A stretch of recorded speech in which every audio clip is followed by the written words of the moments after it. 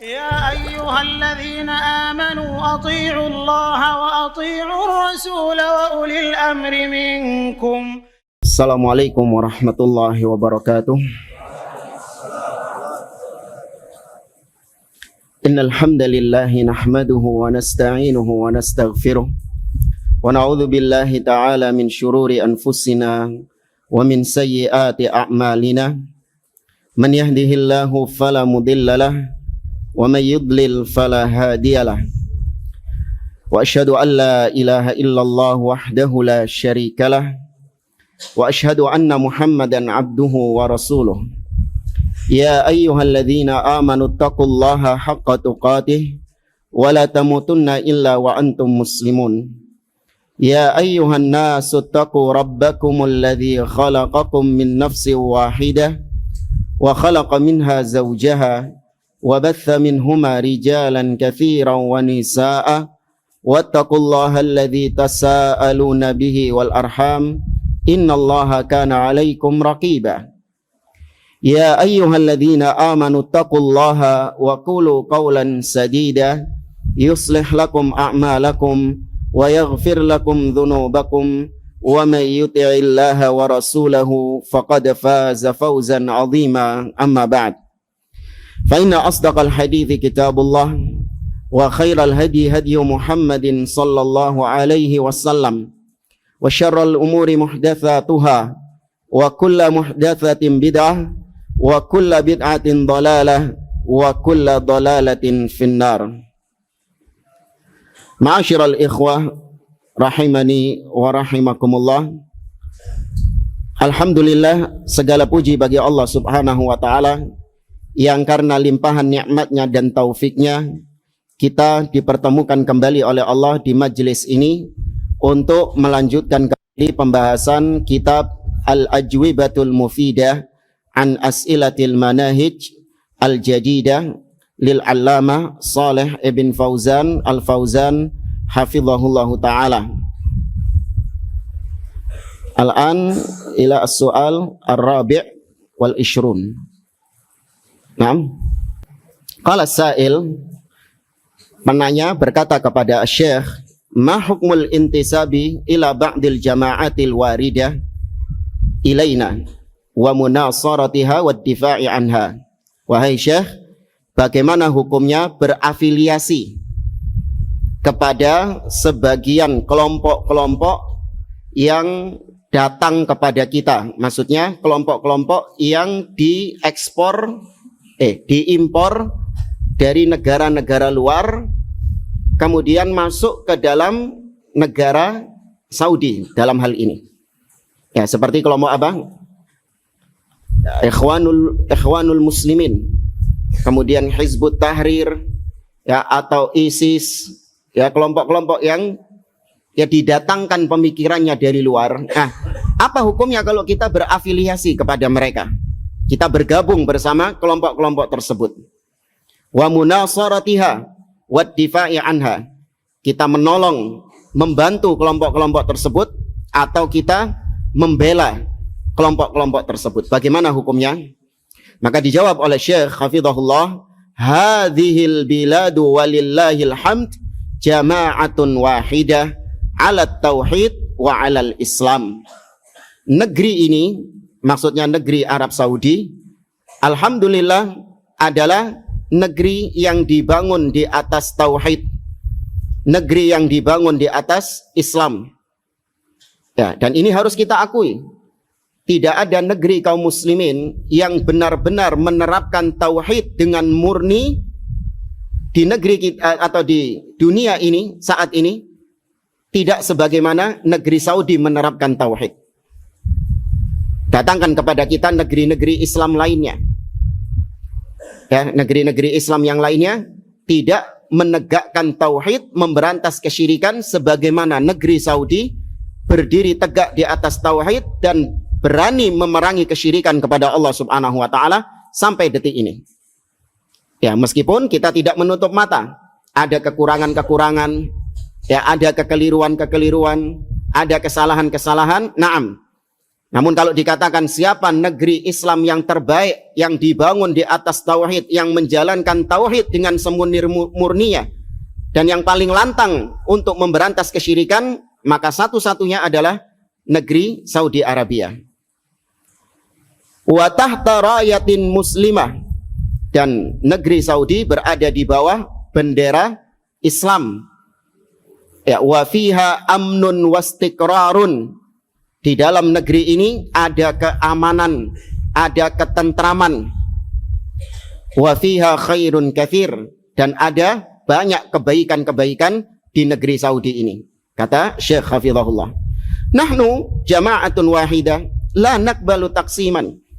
Kita sudah berada di atas satu konsep yang sama, yaitu tauhid, di atas sunnah, di atas pemahaman para sahabat. Ini yang sudah menjadi landasan kita di negeri Saudi ini. Maka kita nggak perlu ada kelompok-kelompok lain yang datang kepada kita, kemudian memecah belah pemahaman kita yang sudah ada ini. Nggak perlu. Kita tidak menerima hal tersebut. Ammal jama'at fahiya mawjudatun fil biladil ukhra. Adapun kelompok-kelompok yang bermacam-macam tadi, itu adanya di negeri-negeri lain. Entah di Mesir atau di Irak. Ya, dari Mesir diekspor pemikiran-pemikiran Ikhwanul Muslimin misalnya. Ya, dari Irak, dari Iran, ya diekspor pemikiran-pemikiran Rafidhah. Ya, dari Syam misalnya diekspor pemikiran-pemikiran apa?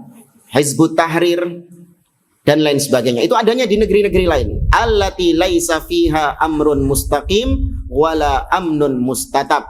Di mana negeri-negeri tersebut tidak terdapat ketentraman, tidak terdapat keamanan. Ya, adapun negeri kita sudah aman, kata beliau.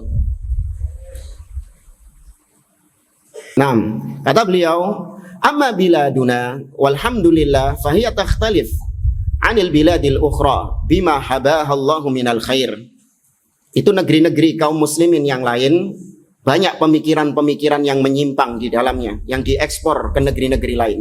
Adapun negeri kita yaitu Arab Saudi, alhamdulillah berbeda dengan negeri-negeri yang lain.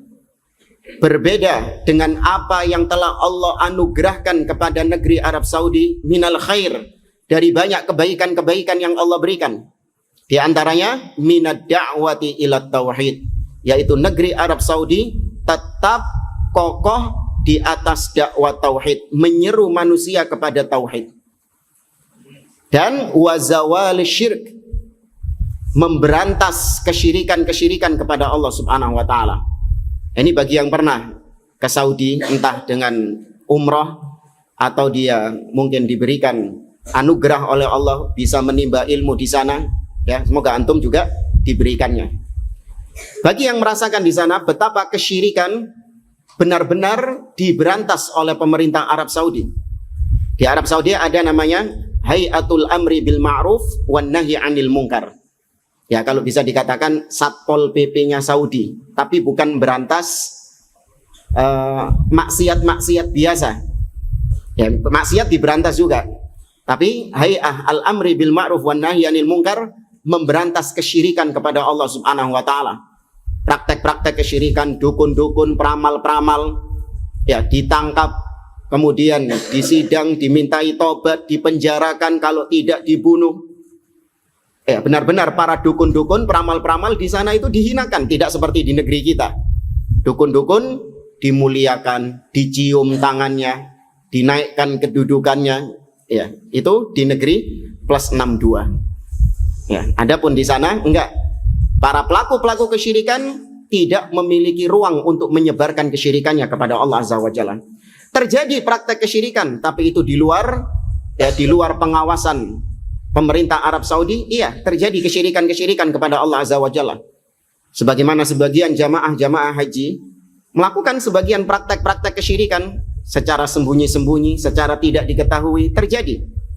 Namun kalau secara terang-terangan tidak ada di negeri Arab Saudi praktek-praktek kesyirikan.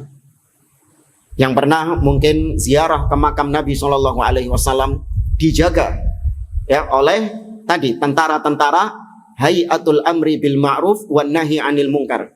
Ketika ada orang-orang yang berdoa meminta-minta kepada Nabi Shallallahu Alaihi Wasallam, ya, ketika di kuburannya Nabi minta-minta kepada Nabi Shallallahu Alaihi Wasallam, diusir, ya, diberi peringatan bahwa itu adalah perbuatan syirik kepada Allah Azza wa Jalla. Kemudian juga di Saudi biasanya tempat yang sering dijadikan kesyirikan oleh para jamaah haji itu, jamaah umrah, di tempat yang bernama Maktabah Makkah Al-Mukarramah. Itu ada di dekat pintu keluar Sa'i, Safa dan Marwah ada di situ. Tempat tersebut, maktabah tersebut diyakini sebagai tempat lahirnya Rasulullah SAW oleh sebagian orang. Maka banyak jamaah-jamaah yang melaksanakan umrah atau ya datang ke sana, mereka tabaruk ke bangunan tersebut. Ya, ada yang berdoa, ada yang mengambil tetesan-tetesan air yang netes dari talangnya itu diambili jamaah. Karena menganggap ini barokah, ini tempat lahirnya Nabi SAW. Dulu banyak yang seperti itu. Tapi ketika pemerintah Arab Saudi tahu bahwa itu menjadi ajang kesyirikan kepada Allah, maka mulai beberapa tahun belakangan dikasih barikade. Apa barikade? Ya, dikasih pembatas sehingga mereka nggak bisa mendekat ke bangunan tersebut. Begitu ada yang mendekat, langsung dicegah sama polisinya, langsung diusir sama tentaranya. Ini penjagaan terhadap tauhid. Ya, benar-benar dijaga tauhid, jangan sampai berbuat kesyirikan kepada Allah. Ya, namun namanya pelaku kesyirikan tetap ada yang mokong. Ya, meskipun sudah dilarang mendekat ke bangunan, mereka justru berdoa. Berdoanya menghadap ke bangunan, padahal Ka'bah ada di belakangnya jemaah. Ka'bah itu ada di belakangnya, tapi dia menghadap bangunan tersebut. Nah, ini penjagaan negeri Arab Saudi terhadap tauhid. Dan bagaimana mereka serius memberantas kesyirikan kepada Allah. Di makam Baqi' misalnya. Ya, Baqi' Gharqad. Ya, kuburan para sahabat Nabi SAW di sana. Kalau antum dapati di sana, tidak ada namanya kuburan-kuburan yang dikeramatkan, yang dibangun bangunan, kemudian kuburannya dikasih kelambu atau dikasih apa biasanya? Dikasih melati-melati, ya udah kayak kamar manten sudah. Nggak ada di situ. Bahkan kalau antum lihat di kuburan Baqi itu ada bekas bangunan-bangunan yang dulu pernah dibangun di atas itu sebelum datang dakwah Syekh Muhammad bin Abdul Wahab, sebelum ada dakwah tauhid. Di sana terjadi kesyirikan di makam Baqi. Ada bangunan-bangunan di sebagian kuburan para sahabat di situ. Tapi sekarang sudah diratakan bangunan-bangunan tersebut agar tidak ada orang-orang yang ngalap-ngalap berkah di kuburan itu. Beda ceritanya kalau di negeri kita. Ketika ada tempat-tempat yang dikeramatkan, wah tambah di apa misalnya? Dikasih fasilitas, ya, kemudian tambah dibukakan jalan, ya, warga rame-rame kemudian narik retribusi parkir, ya. Kalau ada tempat-tempat yang dikeramatkan di negeri kita, bukannya malah dilarang, tambah disupport. Ini untuk memajukan perekonomian katanya. Ya, bahkan bikin tempat-tempat keramat sendiri, ngarang-ngarang cerita, dulu di tempat ini ada wali fulan, padahal kezib. Padahal cerita-cerita dusta. Ya, orang-orang tertarik mengkeramatkan kuburan tersebut. Nah, warga sekitar mendapatkan keuntungan. Buka toko, ya, jualan makanan di situ, buka lahan parkir, jadi ladang bisnis. Ya, tapi di Arab Saudi enggak. Diputus mata rantai kesyirikan itu, sehingga orang yang ingin berbuat kesyirikan tidak bisa berkutik di sana. Makanya banyak ahli bidah, pelaku-pelaku kesyirikan itu mangkel pegel ketika ke Saudi. Mereka nggak bisa melancarkan aksi syiriknya dengan mulus, mesti dilarang. Ya, banyak ini di antara ahli bidah yang sambat, istilahnya apa sambat? Mengeluhkan, ya, mengeluhkan dengan perlakuan tentara-tentara Saudi katanya yang suka mengusir-ngusir. Iya, kalau inti nggak berbuat syirik, nggak diusir sama mereka. Masalahnya inti berbuat syirik kepada Allah Azza wa Jalla. Ya. Wa min qiyami hukumatin islamiyah tuhakkimu syari'ah min ahdil imamil mujaddid Muhammad ibni Abdul Wahhab rahimahullah ila waqtina hadza walhamdulillah. Dan negeri Saudi selain tegak berdakwah tauhid, mengajak manusia kepada tauhid dan memberantas kesyirikan, yang belum kita sebutkan juga di antara upaya negeri Saudi untuk mengajarkan tauhid kepada kaum muslimin, yaitu mereka membagi-bagikan kitab tauhid, membagi-bagikan karya-karya, diterjemahkan ke dalam berbagai macam bahasa, ya, dan dibagikan secara gratis.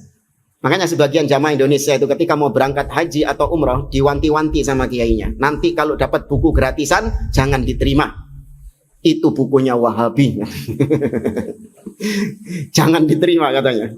Karena rata-rata orang yang pulang dari sana membaca kitab-kitab tersebut, mereka sadar bahwasanya apa yang selama ini mereka praktekkan dari kesyirikan adalah perbuatan yang keliru, perbuatan yang salah. Makanya diwanti-wanti ini yang mau berangkat haji, mau berangkat umroh, jangan nerima buku-buku apapun dari negeri Saudi, naudzubillah. Itu dibagikan secara gratis, diterjemahkan ke dalam berbagai macam bahasa, termasuk bahasa Indonesia. Ya, ini upaya mereka. Kemudian negeri Saudi adalah negeri yang menegakkan syariat Islam, ditegakkan hukuman-hukuman sesuai dengan syariat sejak zaman Imam Muhammad bin Abdul Wahab rahimahullah ta'ala. Ini diantara keberkahan yang Allah berikan kepada dakwah Syekh Muhammad bin Abdul Wahab yang getol memerangi kesyirikan, menyeru manusia kepada Allah subhanahu wa ta'ala. Allah jadikan negeri Saudi negeri yang diberkahi oleh Allah subhanahu wa ta'ala.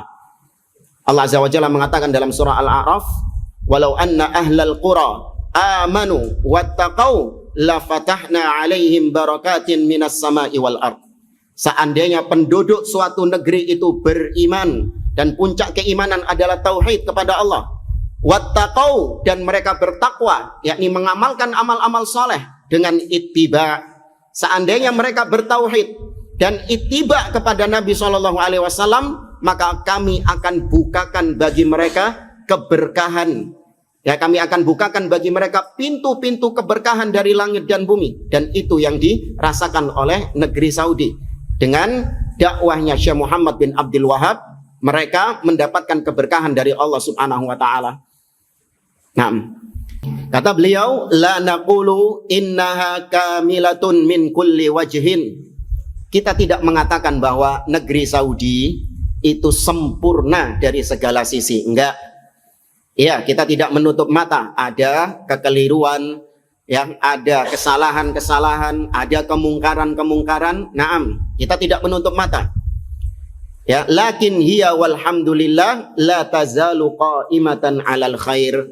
Namun dengan segala kekurangan-kekurangan yang ada pada negeri Saudi Arabia, alhamdulillah negeri Saudi senantiasa tegak di atas kebenaran, senantiasa mendapatkan kebaikan-kebaikan dari Allah Subhanahu wa taala. Banyak kebaikan-kebaikan yang ada. Kekeliruan-kekeliruannya tidak sebanding dengan kebaikan-kebaikan yang ada di negeri Saudi. Fiha amrun bil ma'ruf. Di dalam negeri Saudi diperintahkan, diseru kepada kebaikan-kebaikan, wa nahyun 'anil munkar, dicegah dari kemungkaran-kemungkaran. Kalau antum dapati Hayatul Amri bil Ma'ruf ini, Satpol PP-nya itu tadi, ketika azan berkumandang, mereka razia. Ya, di sekitar haram atau di sekitar Masjid Nabawi, razia mereka. Kalau ada toko-toko yang masih buka ketika itu, maka dipaksa untuk tutup. Kalau setelah diperintahkan tutup tetap nggak mau nutup, maka disegel, akan mendapatkan denda. Ya, kalau di negeri kita, mau adzan berkumandang, hatta adzan Jumat jamaah, yang di situ ada larangan tegas dari Allah Subhanahu wa taala, ya ayyuhalladzina amanu idza nudiya lis-salati min yaumil jum'ati fas'au ila dzikrillah wa dharu al-bai'. Jelas ditegaskan larangan jual beli, namun tetap adzan Jumat berkumandang masih ada yang transaksi jual beli. Ya, nanti begitu mau qomat langsung tutup toko. Lah. Nah, itu di negeri kita. Ya, semoga Allah Azza wa Jalla perbaiki. Wa iqamah lil hudud. Di negeri Saudi juga ditegakkan had, qisas, ya, yang membunuh dibalas dengan bunuh, atau kalau tidak dengan diat, ya, mencuri dipotong tangannya, ya, zina dirajam, dan yang lainnya, ditegakkan hukuman-hukuman had tersebut. Sehingga seorang ketika mau melakukan aksi-aksi kriminal mikir beribu-ribu kali, berjuta-juta kali jamaah. Padahal kalau dipikir pakai akal ya. Kalau di Saudi, seorang yang mencuri terancam dipotong tangannya. Tentu yang memotong adalah pemerintah, bukan main hakim sendiri, bukan. Di negeri kita, orang yang mencuri itu ancamannya lebih berat daripada di Saudi jamaah. Di negeri kita itu kalau mencuri diapakan? Bukan cuma dipotong tangannya. Dihakimi sama massa. Tuh, lebih kejam kan harusnya kan? Dikepukin, ada yang sampai dibakar. Ini nggak boleh, zalim. Itu bukan hak kita, bukan wewenang kita menghakimi seperti berapa banyak maling yang digebukin sama warga yang dituduh maling. Ternyata setelah dibuktikan, diteliti, salah orang. Pernah nggak kejadian kayak gitu? Sering. Ternyata salah orang. Ya sudah menumpahkan darah, bahkan sampai menghilangkan nyawa, ternyata salah orang. Makanya nggak boleh main hakim sendiri. Nggak usah ikut-ikutan kalau ada orang-orang yang main hakim sendiri. Lihat, perhatikan. Hukumannya, ancamannya lebih sangar, lebih sadis di negeri kita. Tapi kenapa kok tingkat kriminalitas di negeri kita masih tinggi? Paham maksudnya jamaah? Ya, mana yang lebih kejam sih? Dipotong tangannya atau seperti di Indonesia dibakar, digebukin, bahkan sampai ada yang diseret pakai pickup jamaah. Iya, benar kejadian, naudzubillah. Kakinya diikat, kemudian diikatkan di pick-upnya jalan. Ya, orangnya kena ini. Tuh, lebih sadis kan? Harusnya kalau lebih sadis, tingkat kriminalitas jadi turun. Tapi kenapa tingkat kriminalitasnya masih tinggi di negeri kita? Karena itu bukan hukum Allah subhanahu wa ta'ala. Itu bukan syariat Allah. Allah yang lebih tahu mana syariat yang terbaik bagi manusia. Mana hukum yang bisa menghentikan kemungkaran-kemungkaran manusia itu. Baik, wa hukmun bima anzalallah. Dan negeri Saudi menegakkan hukum sesuai dengan apa yang diturunkan oleh Allah subhanahu wa ta'ala. Ya, namun banyak orang-orang Khawarij yang mengkafirkan negeri Saudi. Ya, orang-orang Khawarij banyak yang menganggap negeri Saudi bukan negeri Islam, dianggap sebagai negeri kafir. Ya, apalagi negeri kita lebih dikafirkan sama mereka. Naudzubillah. Naam, al-mahakimu syar'iyyah qa'imah. Ya, al-mahakim jam'u mahkamah. Ya, mahkamah-mahkamah syariat itu masih ditegakkan, masih ada di negeri Saudi. Yakni hakim-hakim yang ada di sana memutuskan perkara sesuai dengan syariat. Ya, wal mawarith. Ya, marawith ini itu yang geleng-geleng itu. Ya. Wal mawarith wal faraid. Yakni tentang masalah sengketa-sengketa waris ala ma syara Allah. Itu diputuskan sesuai dengan syariat Allah Subhanahu wa taala. La yatadakhalu fiha ahadun bi khilafil biladil ukhra. Ya, tidak direcoki, tidak dicampuri oleh siapapun di situ. Murni hukum Allah yang ditegakkan di sana. Bahkan negeri Saudi nggak main-main, meskipun yang keliru, yang melakukan kekeliruan ini adalah salah satu dari keluarga kerajaan, tetap ditegakkan hukum itu jamaah. Yang melakukan kesalahan, kekeliruan ini adalah ya dari orang-orang yang termasuk keluarga raja. Ya, dari keluarga raja, Alu Sa'ud, keluarga raja. Namun tetap kalau terbukti bersalah, ditegakkan hukuman tersebut. Ya. Bi khilafil biladil ukhra, berbeda dengan negeri-negeri yang lain, tidak objektif dalam menimbang hukum, tidak sesuai dengan kitabullah dan sunnah Nabi SAW. Nah, maka kesimpulannya kata beliau, fanahnu jama'atun wahidah fi hadhil bilad. Maka kita itu di atas satu jamaah, di atas satu konsep dalam beragama, yaitu tauhid dan apa yang dipahami oleh para salaf. Ya, di negeri Saudi tegak di atas itu. La naqbalu bil jamaat. Kita nggak menerima firqah-firqah, kelompok-kelompok yang di luar ini. Wal madzahibil ukhra, wal madzahibil ukhra, dan kita nggak nerima madhab-madhab. Ya, madhab-madhab di sini jangan diartikan madhab fikih, enggak. Karena kalau di Saudi, meskipun mereka bermadzhab Hambali, kebanyakan di antara mereka bermadzhab Imam Ahmad bin Hambal, bukan berarti mereka menolak madhab-madhab fikih yang lain. Enggak.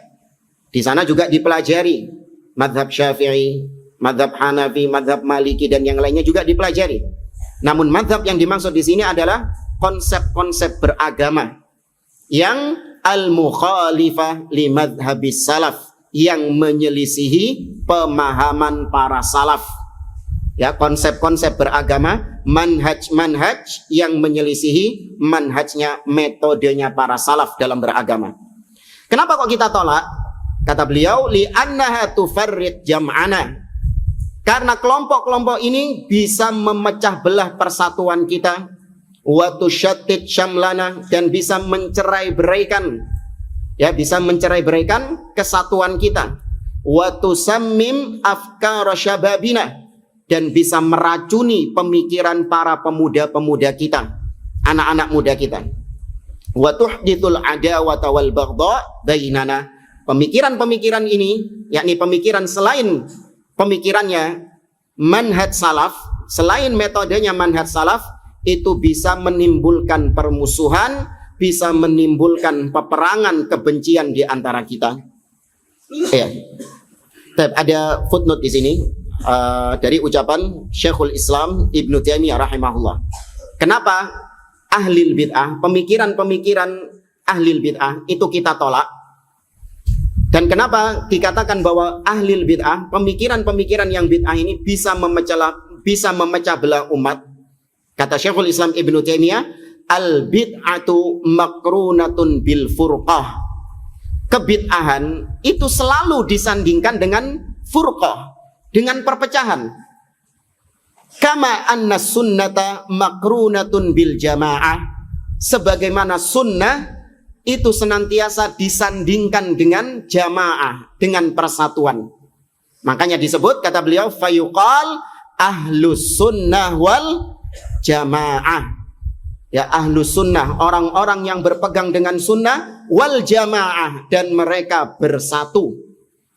Kama yuqal, sebagaimana juga disebutkan kepada ahlul bid'ah, kebalikannya.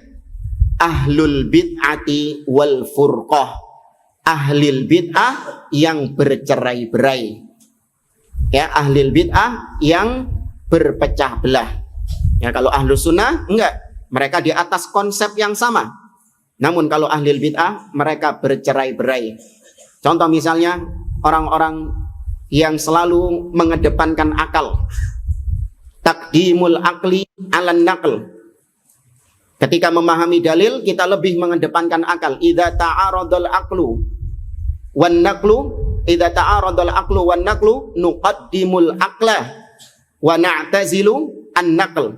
Kalau bertabrakan antara akal dengan dalil, maka kita lebih mengedepankan akal dan kita tinggalkan dalil. Yang punya pemikiran seperti ini banyak. Orang-orang Mu'tazilah juga melandasi pemikirannya dengan seperti ini.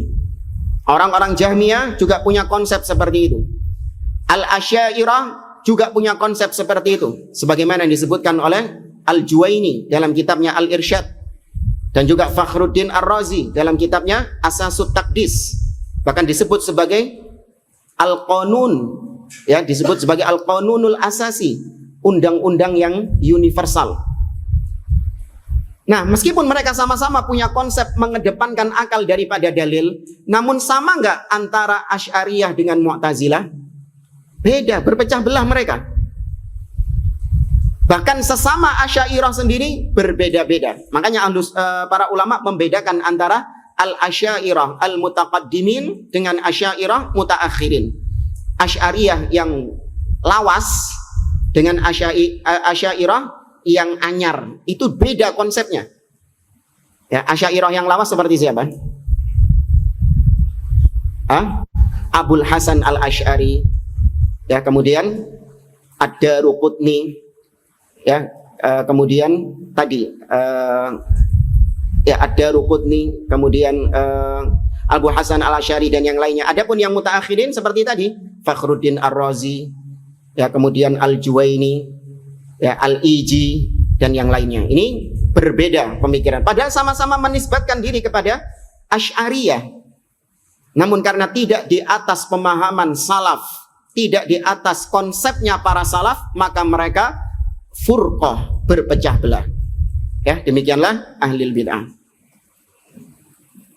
Baik, kata beliau, fahadhil jama'at, maka kelompok-kelompok ini yang diimpor, ya diimpor dari negara-negara luar, yang dimasukkan idza dakhalat alaina, apabila dimasukkan ke negeri kita ini, zalat hadhihin ni'mah, maka dikhawatirkan akan hilang nikmat-nikmat yang tadi disebutkan sama beliau, nikmat aman, kemudian nikmat tauhid, nikmat keberkahan yang Allah berikan kepada mereka. Antum kalau di Saudi jamaah, betapa makmurnya mereka ketika terutama di bulan-bulan Ramadan. Kebanyakan orang-orang Saudi ketika di bulan-bulan Ramadan bukan nyari buka puasa, bukan. Tapi mereka mencari orang-orang yang mau menerima makanan untuk berbuka puasa. Kalau di negeri kita apa? Nyari bukoan. Ya, banyak orang-orang pergi ke lapo, golek bukoan. Nyari buka puasa supaya dapat makanan. Di sana enggak. Mereka mencari orang-orang yang mau menerima buka puasa, makanan dari mereka. Ini yang pernah merasakan umrah ketika Ramadan, betapa orang-orang sana ditarik-tarik antum. Ya, ayo ikut kita, ayo makan makanan kita. Rebutan, bukan rebutan makanan, tapi rebutan ngasih makan. Ya, ini betapa makmurnya mereka. Nah, kalau pemikiran-pemikiran itu, pemikiran-pemikiran ahlul bid'ah yang menyimpang ini dimasukkan ke negeri kita, maka dikhawatirkan hilang nikmat-nikmat tadi. Nikmat amannya jadi hilang, menjadi negeri yang kacau balau, menjadi negeri yang porak-poranda, tidak ada lagi keamanan di dalam negeri tersebut. Huru-hara terjadi di mana-mana. Allati nahnu na'ishu fiha, di mana kita sekarang, kata beliau, hidup dengan kenikmatan-kenikmatan yang Allah berikan tersebut. Di sini ada footnote dari Syekh Hafizahullah. Kata beliau, ammal firaqul hizbiyatil mu'asirah min tabligh wa ikhwanin qutbiyah wa ikhwan qutbiyah sururiyah wala nansa al-haddadiyah sayatil kalamu anha. Adapun kelompok-kelompok hizbiyah yang kontemporer yang sekarang seperti Jama'atut Tabligh atau Ikhwanul Muslimin, baik dari sektenya Hasan al-Banna atau dari sektenya Sayyid Qutb.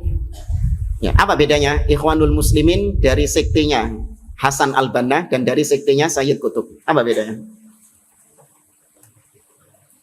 Kalau yang dari Hasan al-Banna itu mereka fokusnya itu dalam masalah politik. Ya, dalam masalah kekuasaan, itu fokus mereka. Tapi kalau Ikhwanul Muslimin yang dari sektenya Sayyid Qutb, yaitu fokusnya dalam perkara-perkara akidah. Ya, dalam perkara-perkara akidah. Itu yang perbedaan antara Hasan al-Banna dan Sayyid Qutb. Sururiyah, demikian juga dengan Sururiyah, nisbah kepada siapa? Muhammad Surur Zainal Abidin. Ya, nanti kata beliau akan ada pembahasan tentang Sururiyah ini. Demikian juga kita tidak lupa dengan firqah Al-Haddadiyah, nisbah kepada Mahmud Al-Haddad. Ya, hampir mirip dengan Sururiyah, bahkan lebih ekstrim. Ya, lebih ekstrim, mengkafirkan pelaku-pelaku bid'ah yang ghairu mukaffirah. Yang mengkafirkan orang-orang yang jatuh dalam kebid'ahan yang ghairu mukaffirah. Bid'ah-bid'ah yang tidak dikafirkan, tapi dikafirkan sama mereka. Fahiya firqatun dakhilatun alaina. Ini adalah kelompok-kelompok yang dimasukkan, yang diimporkan kepada kita. Yanbaghi lid-du'atis salafiyyin alladzina yantamuna ila aqidatin wa manhajis salaf alladzina ya'khuduna bil athar bal yajibu alaihim al-wuquf fi wajhi hadhihi al-firaqil muhdatsatil mukhalifah lima kana alaihi Nabi sallallahu alaihi wasallam wa ashabu. Maka kata beliau, wajib bagi dai-dai salafiyin yang mereka berafiliasi, mereka berpegang teguh dengan akidah dan manhaj salaf, dan mereka mengambil akidah dari para salaf, wajib untuk memberangus, untuk menghalau ya firqah-firqah yang menyimpang ini, firqah-firqah yang menyelisihi petunjuk Nabi dan para sahabat-sahabatnya. Di sini beliau memerintahkan kita untuk mengcounter, bukan malah welcome, monggo silahkan datang, ahlan wa sahlan ya ikhwanal muslimin, ahlan wa sahlan ya jama'at tabligh. Sebagaimana jargonnya orang-orang ikhwanul muslimin, nata'awanu fi mattafaqna alaihi wa ya'duru ba'duna ba'dan fi makhtalafna fihi. Kita saling tolong menolong dalam perkara-perkara yang kita sepakati, tapi kita saling memberikan udzur, saling memberikan toleransi dalam perkara-perkara yang kita berselisih di dalamnya. Enggak seperti itu. Kita harus menghalau, ya harus mencegah masuknya pemikiran-pemikiran Jamaat Tabligh, Hizbut Tahrir, Ikhwanul Muslimin, dan pemikiran-pemikiran menyimpang lainnya. Ini bagi du'atus salafiyin, bagi orang-orang yang menisbatkan diri kepada salafi. Wa adamis samah lahum bitawassu' fi bathi manhajihim. Nih, yang tadi kita tegaskan.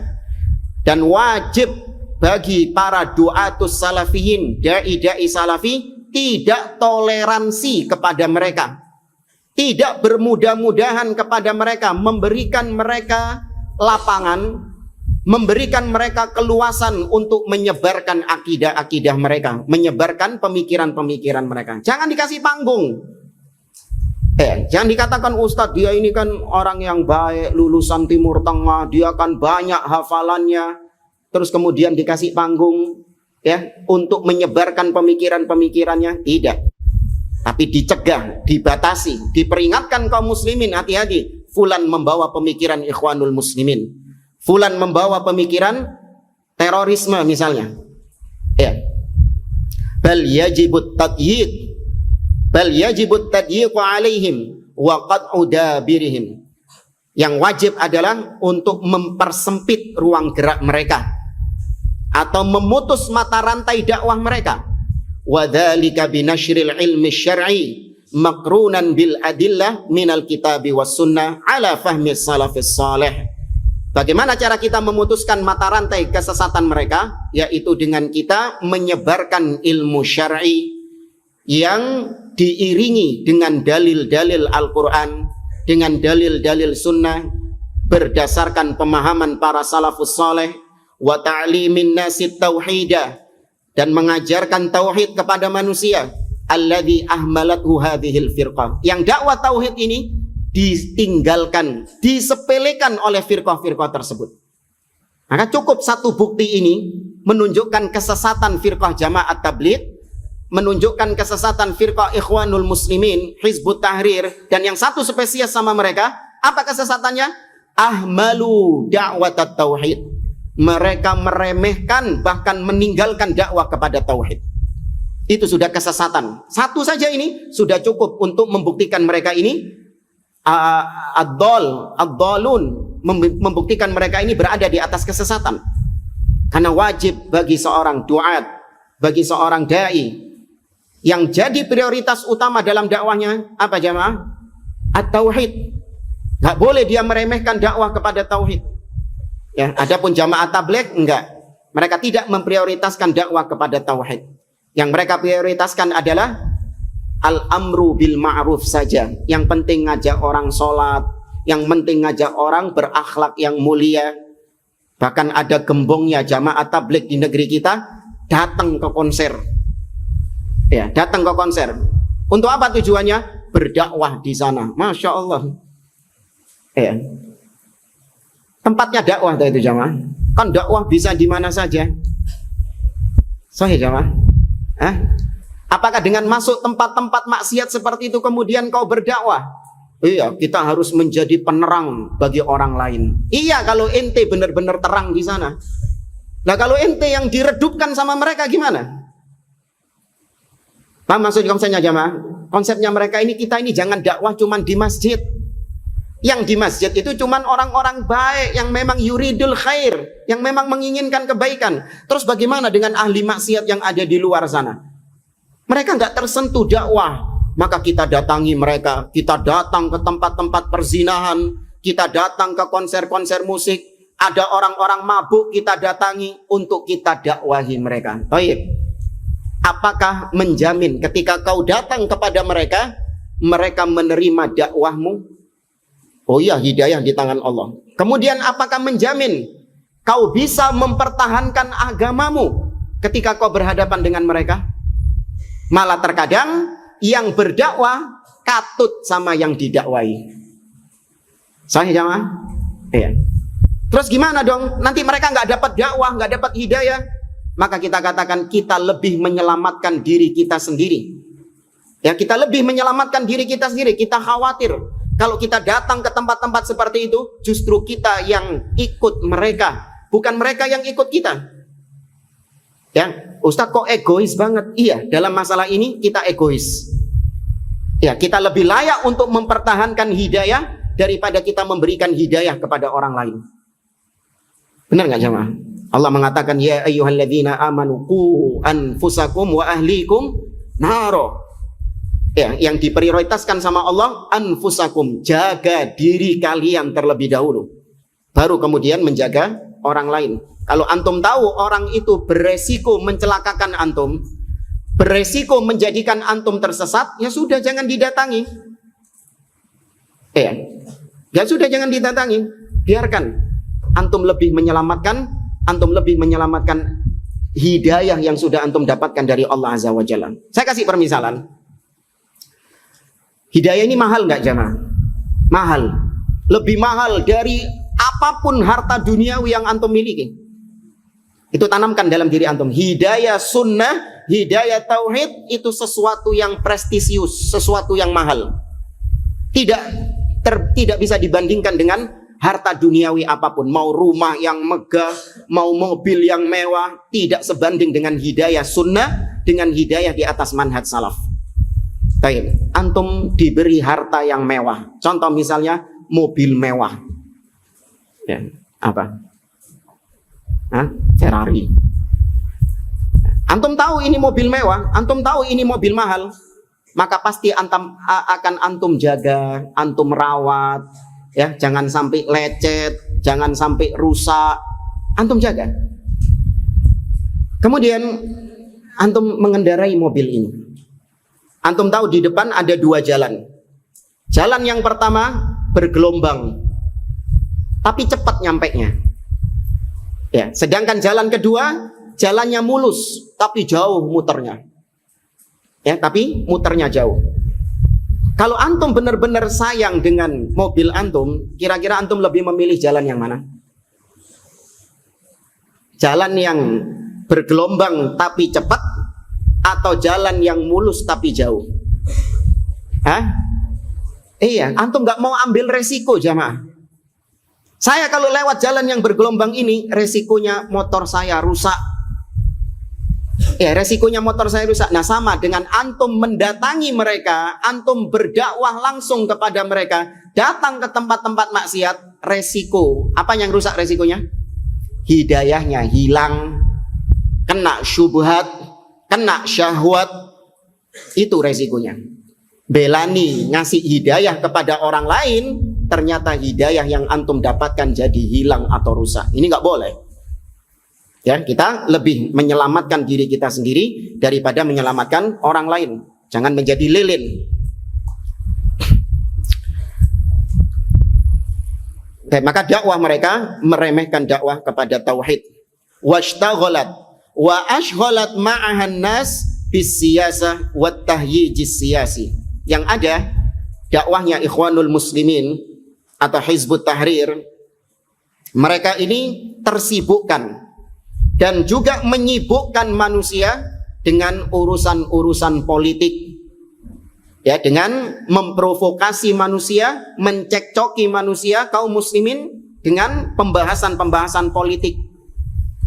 Ya, sebagaimana yang sudah kita sampaikan dalam pembahasan tentang fiqhul waqi', ya, dengan atas nama fikih waqi', mereka jejali kaum muslimin dengan politik-politik. Bukan malah tauhid yang diajarkan, namun politik-politik yang diajarkan kepada mereka.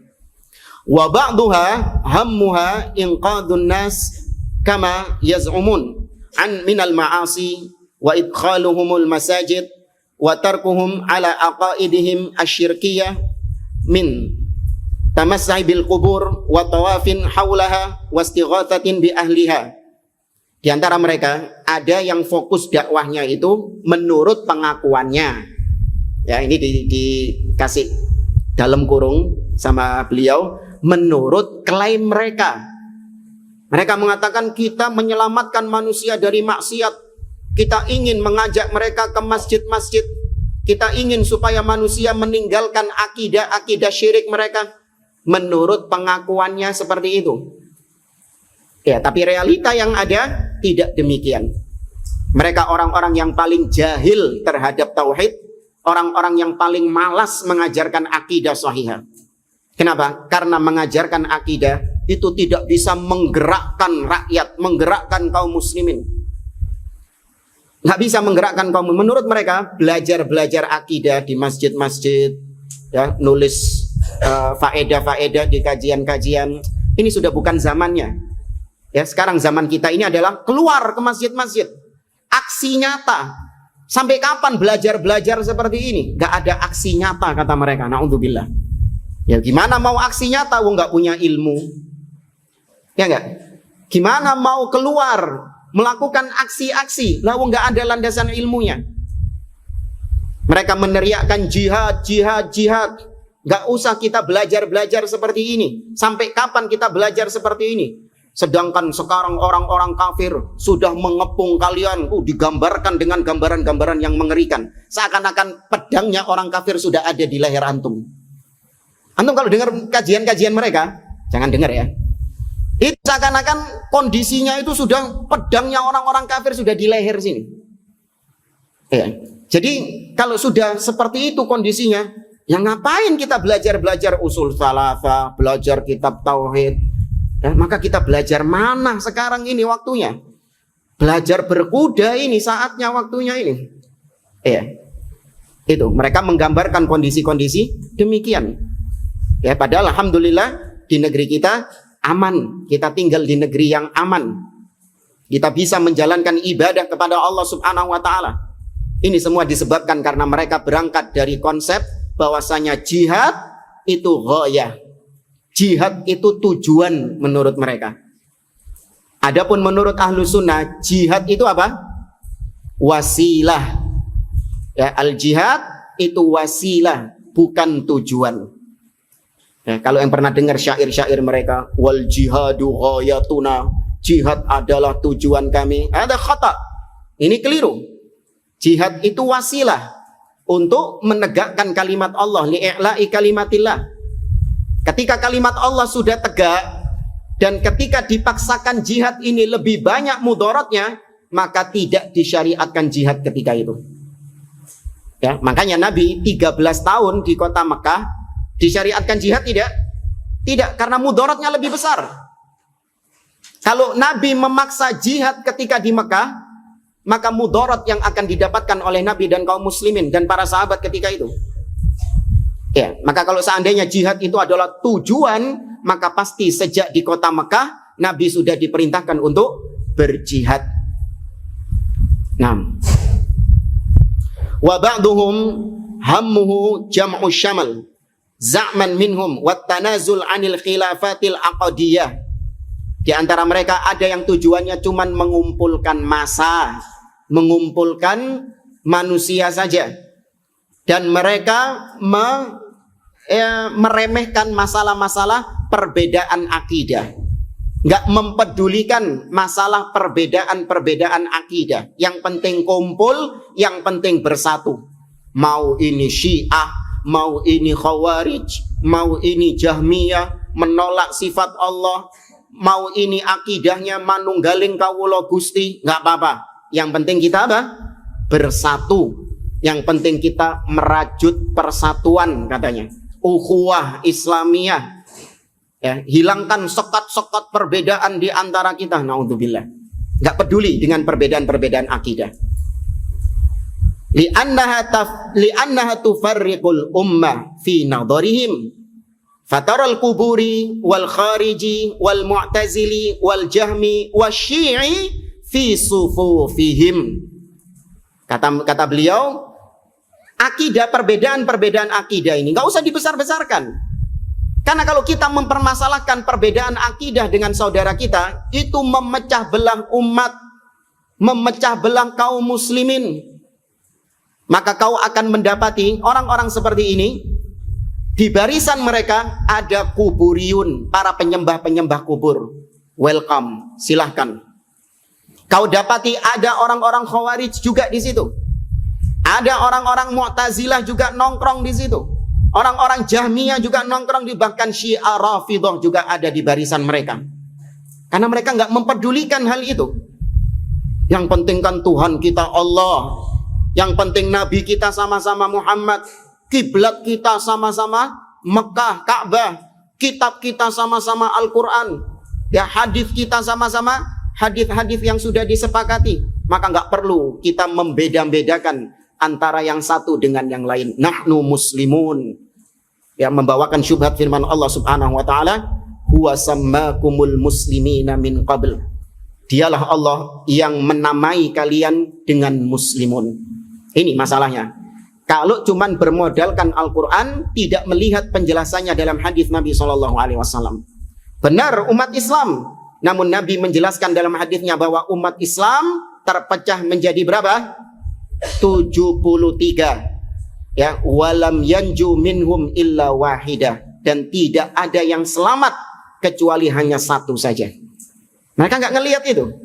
Mereka ngelihatnya al-muslimun. Yang penting kita ini muslim. Jangan dibeda-bedakan. Ini salafi, ini khawarij. Jangan, katanya nggak boleh. Ya, ini menggolong-golongkan manusia seperti ini, memecah belah umat. Naudzubillah. Famanhajuhum at-tajmi' wa himamuhum kasbu adadin kabirin minal jamahir. Kata beliau, manhaj mereka adalah at-tajmi', yang penting mengumpulkan massa. Dan fokus mereka adalah bagaimana mendapatkan jumlah yang besar, mendapatkan mayoritas manusia. Ya, mendapatkan kuantitas.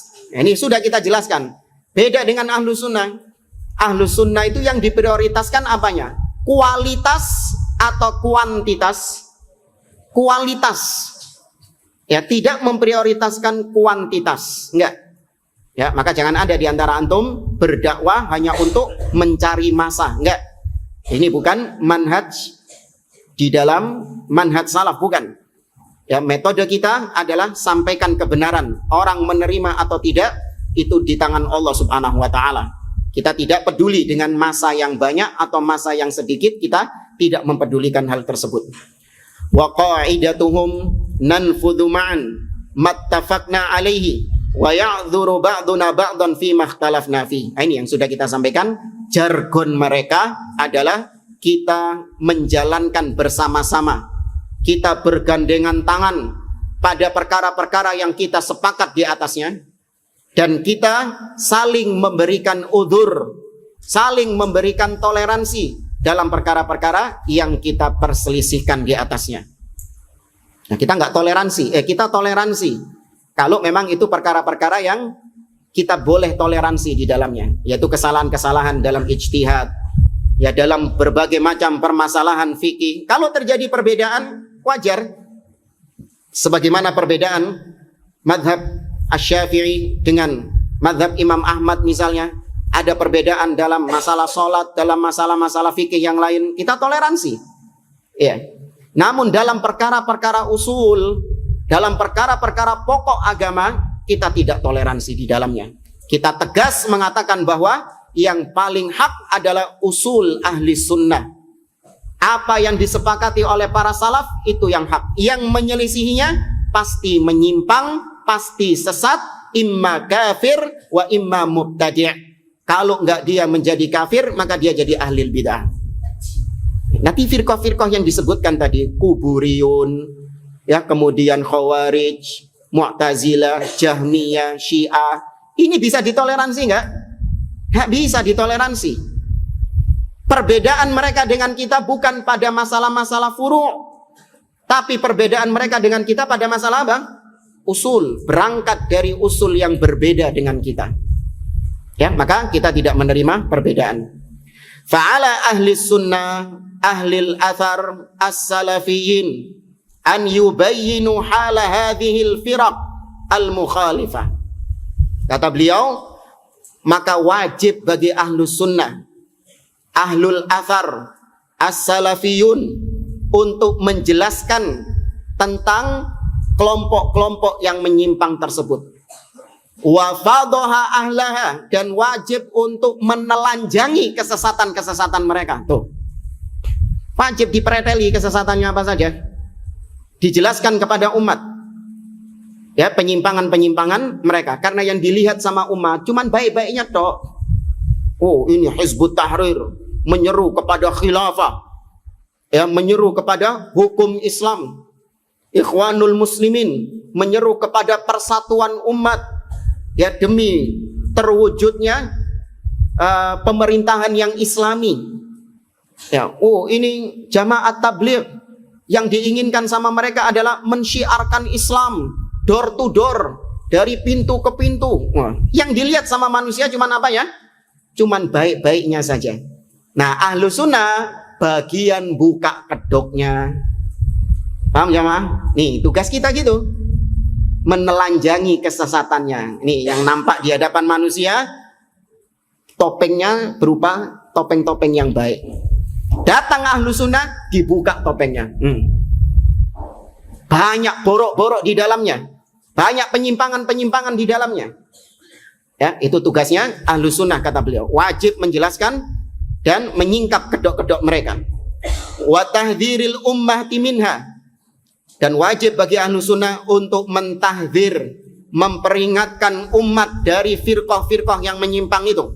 Wa tanfirin nasi anha, dan wajib pula bagi ahlu sunnah untuk menjadikan umat lari, kabur, benci dengan firqah-firqah tersebut. Jadi kalau kita dikatakan Ustadz menanamkan kebencian kaum muslimin agar mereka benci kepada firqah-firqah yang sesat itu, naam, iya. Kita tanamkan kepada kaum muslimin untuk membenci mereka, untuk lari dari dakwah-dakwah mereka. Ikhwanul Muslimin, Hizbut Tahrir, ya, kemudian Jama'atut Tabligh, lari dari mereka. Itu memang tujuan kita. Wa raddi syubahihim, dan membantah syubhat-syubhat mereka. Ya, ini bagi orang yang memiliki kapasitas ilmu. Kalau ada syubhat, dibantah, diluruskan. Ya, watan fidiha bil adillati syar'iyyah, membantahnya, menghabisi syubhat-syubhat mereka dengan dalil-dalil yang syar'i. Wa da'wati ila manhajis salafis salih ridwanullah alaihim. Kemudian baru manusia itu diajak kepada manhaj salafus salih wa gharsil aqidatis salafiyah fi qulubil ajyalil qadimah kama gharasaha fina man qablana. Kemudian ditanamkan kepada kaum muslimin akidah salafiyah, akidahnya para sahabat, ya, di dalam hati generasi-generasi kaum muslimin, yakni pemuda-pemuda kaum muslimin. Sebagaimana hal ini ditanamkan oleh para orang-orang sebelum kita. Khalas. Taif nakif indahuna.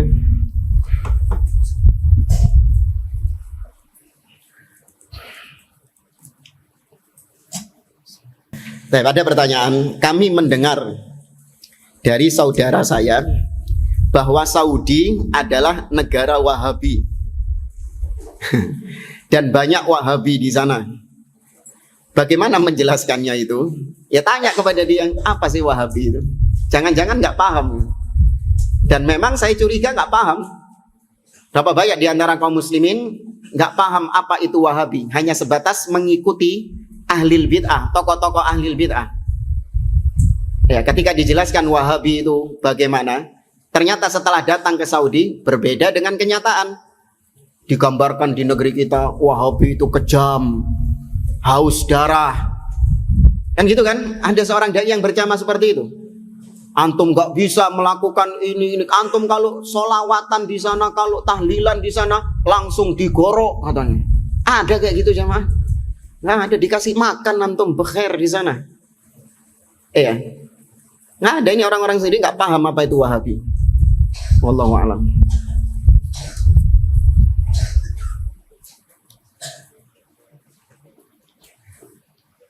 Ya, bagaimana konser yang dilakukan di Riyadh?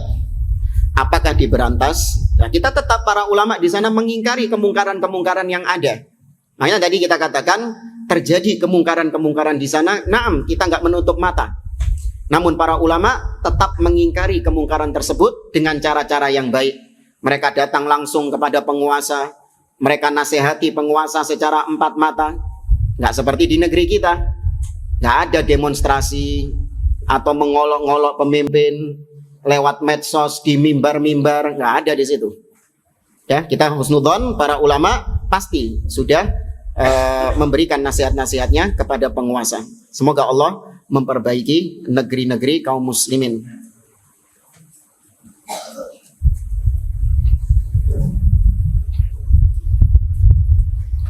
Ustadz, ada teman salafi pendakwah tauhid. Suatu hari karena suatu kejadian dia berdakwah di antara para pemabuk. Apakah kita harus menjauhinya karena kesalahan tersebut? Padahal dia adalah seorang dai kepada tauhid. Anak nggak paham ya, dakwah di antara para pemabuk, mudeng tak pemabuknya itu jemaah? Hah?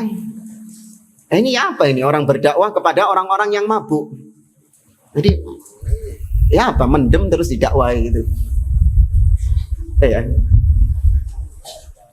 antum nasihati kepada teman antum itu bahwasanya antum lebih layak untuk menjaga hidayah. Ya, jangan sampai hidayah yang Allah berikan kepada antum itu hilang gara-gara antum mengambil jalan-jalan yang terlalu beresiko, mendatangi ahli maksiat di tempat mereka, di tempat kumpulnya mereka, mendatangi seorang diri kemudian berdakwah di sana. Ya apa kalau diajak minum juga itu nanti? Diajak mabuk juga dai-nya? Hah? Jamin nggak? Oh enggak, saya kokoh imannya. Pede banget. Ya, makanya kata Imam Ibnu Battah, kita ini hendaklah menjadi orang-orang yang suudzon sama diri kita jamaah. Jangan husnudzon sama diri kita. Jangan merasa, oh tenang, iman saya sudah kuat, akidah saya sudah kokoh. Ya kan, saya sudah belajar khatam kitab ini, kitab ini, kitab ini. Ini husnudzon kepada diri, jangan. Suudzon kepada diri. Ya, meskipun saya sudah belajar kitab ini, kitab ini, kitab ini, iman saya masih lemah. Saya nggak berani mendatangi tempat-tempat seperti itu. Saya nggak berani berdakwah langsung ke markas-markasnya ahli bidah, ke markas-markasnya pelaku maksiat, tempat-tempatnya maksiat, enggak. Ya, suudzon kepada diri sendiri. Jika menjaga hidayah kita lebih diutamakan, nah ini pertanyaan bagus. Jika menjaga hidayah kita lebih diutamakan, bagaimana dengan dialog Ibnu Abbas radhiyallahu anhuma dengan Khawarij? Abdullah bin Abbas datang seorang diri ke markasnya orang-orang Khawarij di Harura. Bagaimana menjawabnya? Hah? Bagaimana menjawabnya? Artinya gini pertanyaannya. Abdullah bin Abbas boleh mendatangi ahli bid'ah langsung berdakwah di situ. Kenapa kita enggak? Jawabannya gimana? Siapa ente? Siapa Abdullah bin Abbas? Kalau ulama, iya, orang-orang yang memang memiliki ilmu boleh. Ya, seperti ulama di zaman kita sekarang, Syekh Ali bin Hasan Al-Halabi rahimahullah ta'ala, secara khusus didatangkan oleh pemerintah kita untuk mendakwai siapa? Para terpidana terorisme di penjara-penjara Nusa Kambangan. Ya, itu Syekh Ali bin Hasan seorang diri, gembong-gembong teroris takfiri Khawarij didakwai langsung sama beliau. Ini ulama. Ya, kalau kita kita yang terseret mereka. Pernah kita kisahkan ya tentang syubhatnya orang-orang Khawarij kepada Abdullah bin Abbas. Ya kan, ada kan? Iya. Antum gimana kalau jadi Abdullah bin Abbas? Antum bayangkan sendiri sudah. Baru dapat satu syubhatnya Khawarij, antum ikut gabung sama mereka. Oh iya jemaah. Kita bayangkan itu, ngeri juga ini. Orang-orang Khawarij mengatakan nukaffiru aliyan li'annahu hakkama rijala fi dinillah wallahu ta'ala yaqul inil hukmu illa lillah. Kita mengkafirkan Ali bin Abi Thalib karena Ali bin Abi Thalib menjadikan manusia sebagai hukum. Ya, yaitu ketika Ali menjadikan Abu Musa al-Asy'ari sebagai hukum ketika berhukum bersama Amr ibn al-As dari pihak Muawiyah bin Abi Sufyan. Gak boleh menjadikan manusia sebagai hukum karena Allah mengatakan inil hukmu illa lillah. Tuh, satu syubhat ini saja bisa membuat kita oleng jamaah. Ya, oleng. Ya, itu kita. Maka jangan nekat-nekat. Ini pun Abdullah bin Abbas terlebih dahulu izin kepada siapa? Izin kepada Ali bin Abi Thalib. Dan dan awal mulanya Ali bin Abi Thalib melarang. Inni akhsya alaika, aku takut kau nanti akan dibunuh sama mereka wahai Abdullah bin Abbas, kata Ali bin Abi Thalib. Baru kemudian diyakinkan dan diizinkan oleh beliau. Ya, maka secara asal jangan berdakwah mendatangi tempat-tempat maksiat itu. Wallahu a'lam.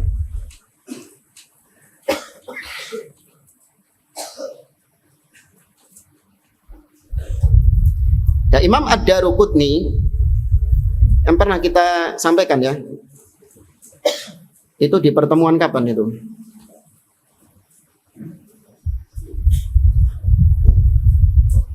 Halaman berapa ya? Coba antum cek tentang mempromosikan ahlil bid'ah.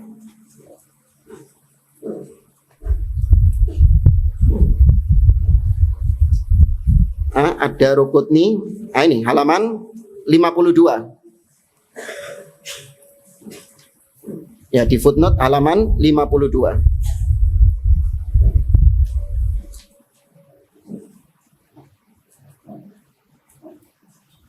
Nah, Imam Ad-Daruqutni termasuk di antara tokoh Asy'ariyah yang terpengaruh dengan Abu Bakar Al-Baqilani. Karena gara-gara dia mencium tangannya Al-Baqilani, banyak orang-orang yang terpengaruh dengan akidah Asy'ariyah. Ini sudah pernah kita sampaikan. Ya, wallahu a'lam.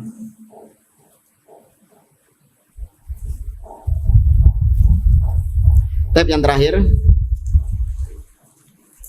Apa perbedaan antara usul dan furu'? Ya, usul diambil dari kata-kata asal, yaitu akar, pondasinya. Sedangkan furu' diambil dari kata-kata fara', cabangnya. Perkara usul adalah perkara-perkara yang disepakati oleh kaum muslimin dari zaman ke zaman, disepakati oleh para ulama, oleh para sahabat, para tabi'in, dari generasi ke generasi. Sehingga itu menjadi ijma, kesepakatan atas mereka. Bisa dalam masalah akidah, bisa dalam masalah fikih. Meskipun kebanyakan dalam masalah akidah. Tentang seperti di mana Allah, bagaimana nama-nama dan sifat-sifat Allah, memahaminya bagaimana dengan menetapkannya tanpa menyerupakannya dengan makhluk, bagaimana sikap terhadap penguasa, ya, bagaimana keyakinan terhadap waliullah, ya, syafaat dan yang sebagainya. Yang itu poin-poinnya ditegaskan oleh para ulama dalam kitab-kitab akidah mereka. Itu masalah usul yang tidak boleh seorang menyelisihinya. Kalau dalam masalah akidah, dalam masalah fikih, seperti wajibnya sholat, wajibnya puasa, ya, itu usul atau furu'? Usul, meskipun itu fikih. Ya, adapun masalah cabang adalah yaitu masalah-masalah yang toh sejak dahulu terjadi khilaf, terjadi perbedaan di dalamnya. Ya, timbul dari ijtihad, masalah-masalah yang timbul dari ijtihad. Terbuka pintu ijtihad di situ, seperti dalam masalah-masalah fikih dan sebagiannya dalam masalah-masalah akidah. Ini secara ringkas perbedaan usul dan furu'. Sudah ya.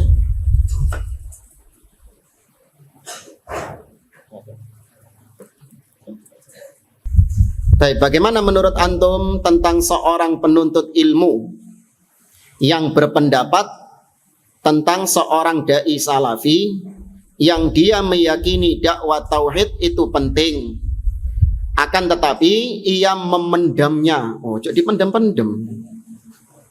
Dia memendamnya dalam beberapa waktu dengan tujuan menarik awam ke dalam dakwahnya. Ini mirip kayak siapa tadi? Tidak mau menyampaikan tauhid dengan alasan tajmi'in nas, untuk mengumpulkan manusia. Ini sudah kelihatan dakwahnya siapa? Ikhwanul Muslimin, mengakhirkan dakwah tauhid.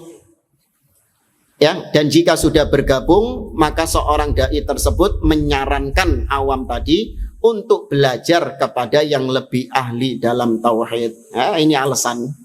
Berapa banyak di antara dai-dai yang menunda dakwah tauhid dengan alasan yang lebih penting sekarang adalah persatuan umat dulu. Itu yang lebih penting, dakwah tauhid nanti saja. Ketika umat sudah bersatu, bahkan sebagian mereka sudah sampai pada tampuk kekuasaan, ya sudah punya kursi di parlemen, ada dakwah tauhid yang mereka sampaikan? Lupa sudah dengan dakwah tauhid yang mereka katanya mengakhirkannya itu. Enggak, ini bukan metodenya Nabi.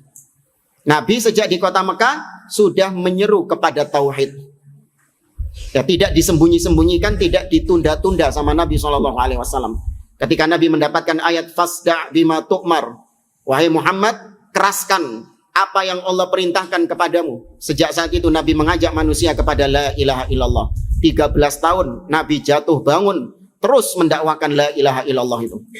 Ya, tidak ada kata mengakhirkan dakwah kepada tauhid. Justru itu menjadi ciri penyimpangan dakwah tersebut. Afwan Ustaz, apakah orang yang bermusik ini keluar dari ahlu sunnah? Oh enggak. Ya, kalau cuma sekedar bermusik itu maksiat. Saya jamaah, ya musik itu kemaksiatan. Ya, seorang yang bermaksiat tidak dikatakan keluar dari ahlu sunnah. Namun kalau dia